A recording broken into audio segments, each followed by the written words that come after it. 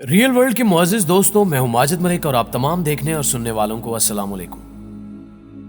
معزز ناظرین گرامی، بحیثیت مسلمان ہمارے عقائد میں شامل ہے کہ قرب قیامت میں حضرت عیسیٰ علیہ السلام کا ظہور ہونے سے قبل حضرت امام مہدی علیہ السلام تشریف لائیں گے، جو مسلمانوں کو اکٹھا کر کے باطل کے خلاف جنگ کا آغاز کریں گے۔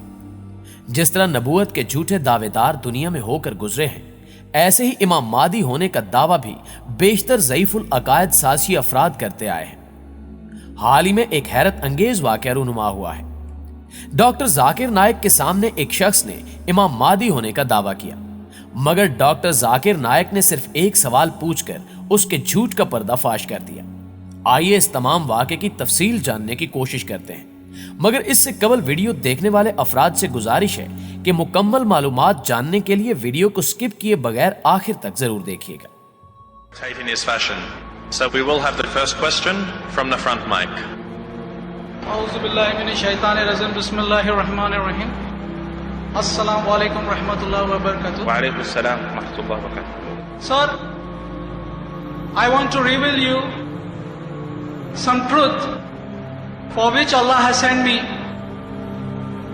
because the topic was going about Hazrat Isa, and everybody knows that Hazrat Isa alayhi salam is going to come back.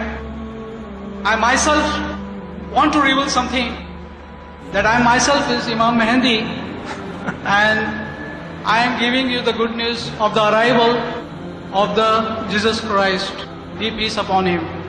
You are the Mahdi? I am just don't laugh at me, because I am the Allah's message which I have taken, and Allah has told me that you have to go and tell, because this is the high time. This is the high time. We are not doing what we are ordered to. I have one question for you, if you don't mind. Imam Yes, sir. Mahdi is Yeah. going to speak Arabic, as you know.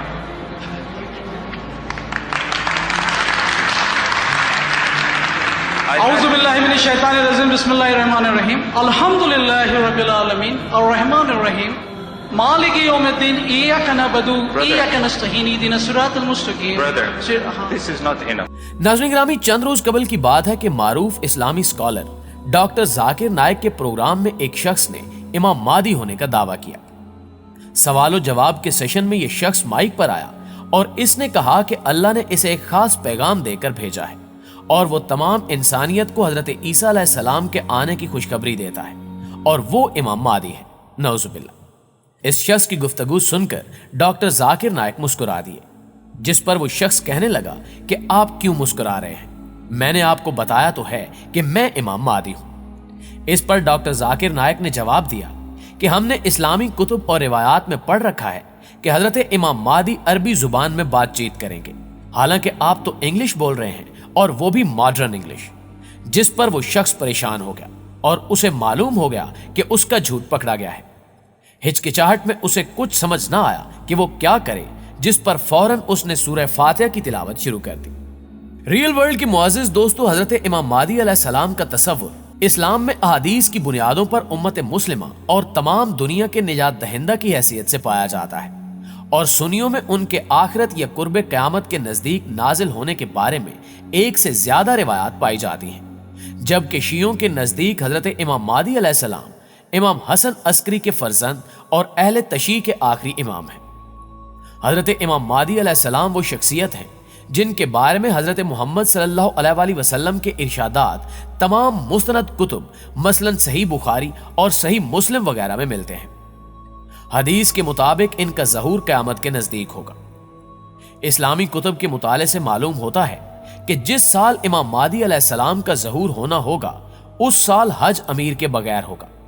مینا میں کسی بات پر لوگوں کے درمیان جھگڑا ہوگا، جس کا انجام قتل و غارت گری پر ہوگا۔ حجاج کرام کو لوٹا دیا جائے گا اور جمرہ عقبہ کے پاس خونریزی ہوگی۔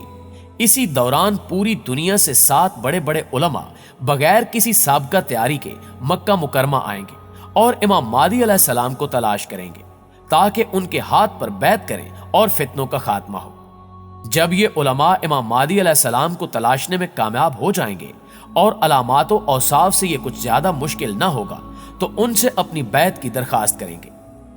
امام مہدی پہلے تو تردد کا اظہار کریں گے اور اس ذمہ داری سے بچنے کی کوشش کریں گے، لیکن جب ان علماء کا اصرار بڑھ جائے گا تو امام مہدی حجر اسود اور مقام ابراہیم کے درمیان ان سے بیعت لیں گے۔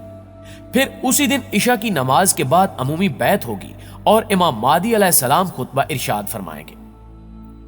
ناظرین گرامی، حضرت امام مہدی کے ظہور کے بعد کفار و مشرکین اور یہود و نصارہ سے ان کی خون ریز جنگیں ہوں گی، حتیٰ کہ جنگ خلیج یعنی جنگ قسطنطنیہ سے فارغ ہونے کے بعد دجال کا خروج ہو جائے گا، جسے قتل کرنے کے لیے حضرت عیسیٰ علیہ السلام آسمان سے نازل ہوں گے۔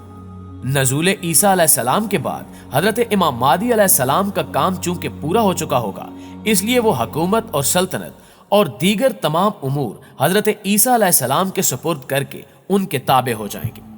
آپ علیہ السلام کی خلافت کی میعاد 7، 8 یا 9 سال ہوگی۔ بیعت خلافت کے وقت ان کی عمر 40 سال ہوگی۔ ان کی خلافت کے 7 سال دشمن سے جنگوں اور ملکی انتظامات میں گزریں گے، جبکہ 8واں سال دجال کے ساتھ جنگ و جدال میں اور 9واں سال حضرت عیسیٰ علیہ السلام کی سرپرستی میں گزرے گا۔ اس حساب سے آپ کی عمر 49 سال ہوگی۔ بعد ازاں حضرت امام مہدی علیہ السلام کی وفات ہو جائے گی۔ حضرت عیسیٰ علیہ السلام نماز جنازہ پڑھائیں گے اور ان کی تدفین عمل میں آئے گی۔ ان کی وفات طبعی ہوگی اور انہیں بیت المقدس میں سپرد خاک کیا جائے گا۔ پیارے دوستو، ان کے وجود کے بارے میں مسلمان متفق ہیں کہ اگرچہ اس بات میں اختلاف ہے کہ وہ پیدا ہو چکے ہیں یا نہیں، اس کے علاوہ دنیا کے تقریباً تمام مذاہب میں ایک ایسی شخصیت کا ذکر ملتا ہے جو بہت جلد ظہور کرے گی اور دنیا میں خدا کی سچی حکومت قائم ہوگی۔ ایسے شخص کے بارے میں متعدد مذاہب میں پیشگوئیاں ملتی ہیں اور الہامی کتب میں بھی یہ ذکر شامل ہے۔ مسلمانوں کے عقائد کے مطابق یہ شخص امام مہدی علیہ السلام ہوں گے اور ان کے ساتھ حضرت عیسیٰ علیہ السلام کا ظہور بھی ہوگا، اور یہ دونوں علیحدہ شخصیات ہیں۔ ان کی آمد اور ان کی نشانیوں کی حدیث میں تفصیل موجود ہے۔ پھر بھی اب تک مہدویت کے کئی جھوٹے دعوے دار پیدا ہوئے اور فنا ہو گئے۔